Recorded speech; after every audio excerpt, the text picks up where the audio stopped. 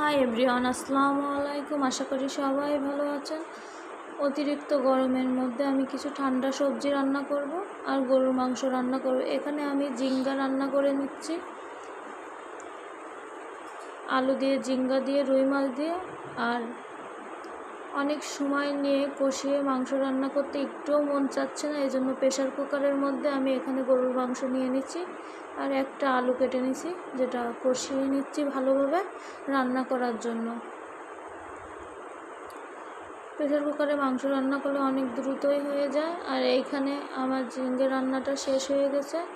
আমি গরুর মাংসটা কষিয়ে পানি দিয়ে দিচ্ছি পরিমাণ মতো। দেখুন অনেকটা সুন্দর দেখাচ্ছে। প্রেশার কুকারে গরুর মাংস রান্না করলেও অনেক মজা হয়।